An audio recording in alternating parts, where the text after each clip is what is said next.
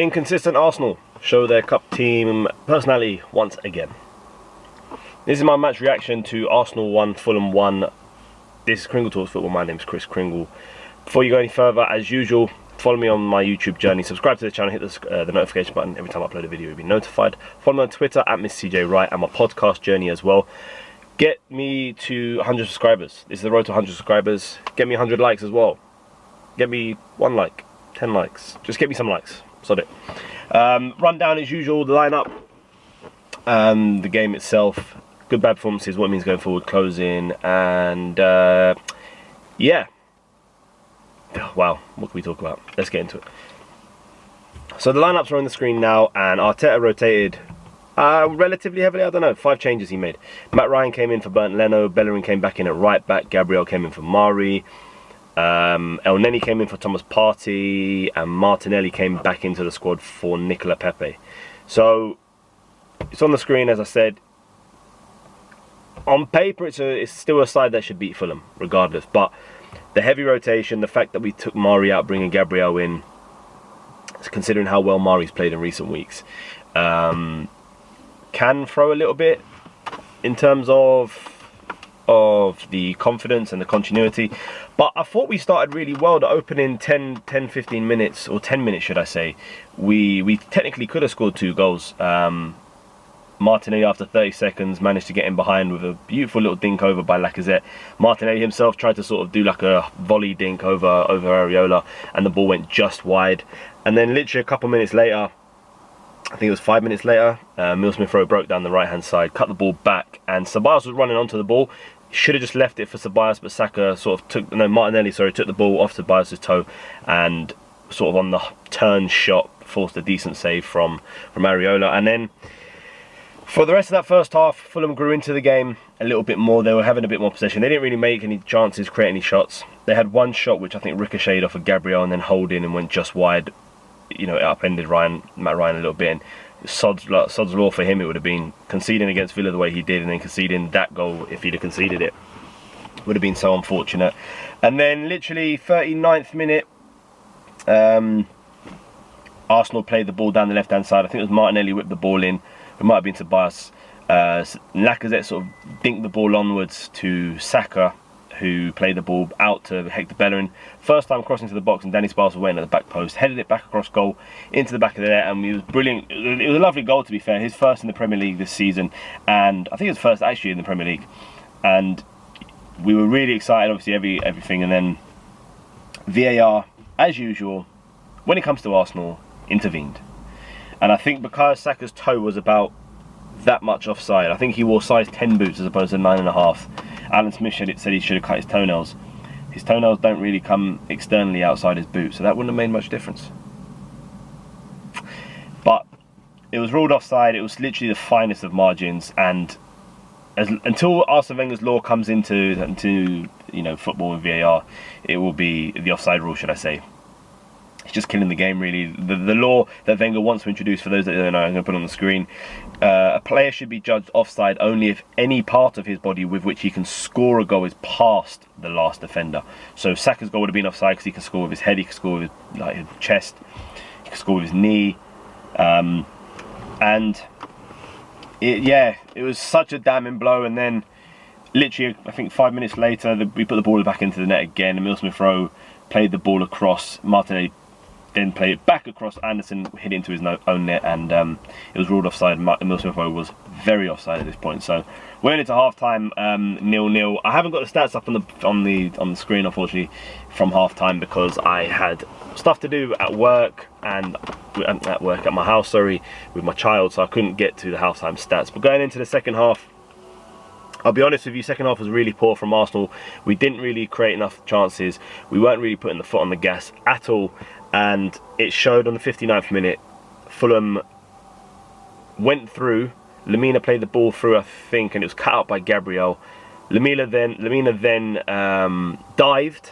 I will say dived over Gabriel's foot, and the referee awarded a penalty. VAR checked it initially to see if it was offside, and because I think it's Ola Aina's shoulder was in line with Gabriel's knee, it was ruled onside, and then the penalty was subsequently given, even though he dived. like blatantly dived. There was no contact. I don't care how many angles you show, you can't see any definitive contact, and it's the fine margins like that which have screwed Arsenal over in terms of the VAR decisions. Josh Maja, Josh Maja put it into the back of the net, hit it into the back of the net, and Arsenal and Fulham go 1-0 up. And from then, Arsenal made 2 changes. Partey and Pepe came on for Elneny and Bellerin. Saka went to right back, and literally 5 minutes late, not even that maybe, Lacazette was running towards goal, played it out to the right, and then pulled up with a hamstring, waving straight away that he needs to come off. It looked poor for him. It looked really bad for him. And Nketiah came on for him, and from that moment on, Arsenal were really trying to knock at the door. Really were going for it without forcing too much from Fulham in terms of save. I think second half shots we had 11 on, 2 on target, which was Pepe's header, beautiful play by Martinelli down the right. He crossed the ball in. Pepe headed it back down towards goal, and Ariona made a really good save, I'll be honest with you, from his toe. And then Martinelli cut inside on the left-hand side, or cut outside on his left foot, shot low, and again, Ariona made a great save down below. And then, again, it was just sort of going through the motions. We were trying to get the ball into the box without having much luck, and then we got a corner on the 97th minute. The ball was played in, I think it was Saka. I think it was flicked on by Matt Ryan, who was in the box. Saka, somebody shot. Can't remember who shot. And then the ball got ricocheted to Eddie Nketiah, who was at the back post waiting, and he just tapped it in for his typical goal poacher's finish. They did try and look at it again. VAR obviously wanted to intervene as usual with Arsenal. They wanted to see if Holden was interfering, even though he was nowhere near Areola, not in his eyesight. But they took a long time to have a look at this, and it wouldn't surprise us if they had ruled it out, let's be honest. But thankfully they didn't, and we finished the game 1-1. The stats, full-time stats, I do have on the screen, which are that Arsenal had 69% possession compared to Fulham's 31.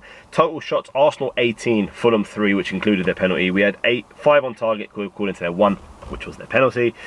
We had 11 corners compared to their 1. We made 633 passes compared to their 287.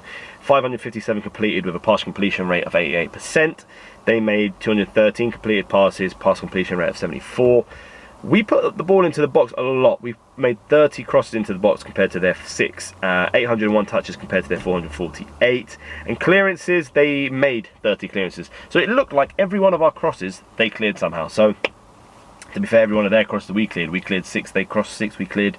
We crossed 30, they cleared 30. So, it was a very frustrating game from an Arsenal perspective, I'll be honest with you. And then going into the good and bad performances. Good performances, I thought the fact that Martinelli started and the fact that he was very lively. We looked to go down the left-hand channel a lot in behind with him. And he was very bright, very promising. And unfortunate, not to really get much luck, get that going after 30 seconds. But out by far, by the way, he wasn't exciting or explosive by any stretch of the imagination, but he was our most dangerous and most threatening player. And the other one was Bukayo Saka again. He just knows what it takes to produce a game, produce a performance every time he steps onto the pitch.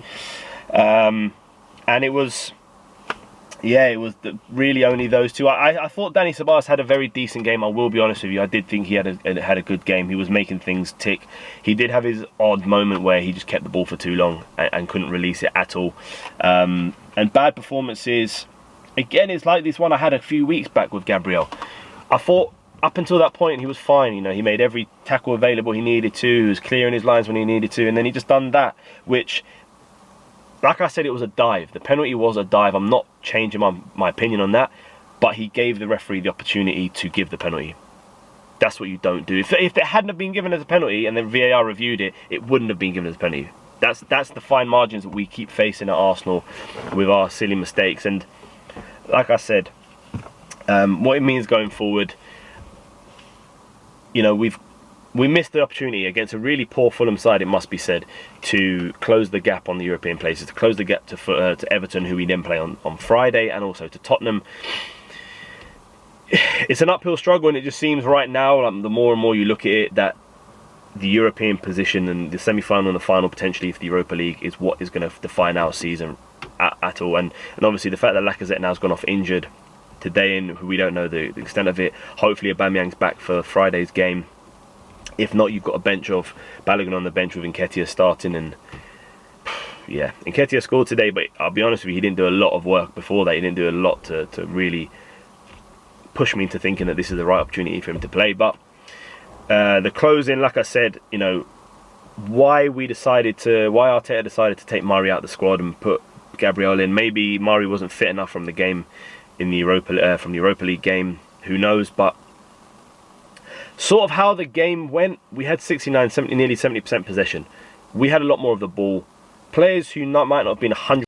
Guys, our apologies. My memory card ran out of space. So yeah, like I said, if Murray wasn't 100% fit, then I get it. But at the same time, he could still have been used, considering we had more of the ball than they did, and we weren't really threatened at all. And just taking the consistency out. Look, Holding and Murray have been our best central pairing this season. In every competition we played. So taking that, unsettling that, you know, the continuity side of things I said before, was potentially something that cost us today. I don't know, but I'm going to leave it there, guys, because I've got work now. And yeah, if you're new to the channel, hit the subscribe button, hit the notification bell. Every time I upload a video, you'll be notified. Follow me on Twitter and Twitch. Miss CJ right on Twitter. Kringle Talks Football available on platforms, on my podcast as well. Get this video some likes, please. I'm on the road to 100 subscribers. I need to get my subscribers up. Please, let's keep pushing. And until next time, guys, my camera's falling down. I'm falling down because of this game. Come on. I'll see you soon. I'll see you hopefully after the Everton game.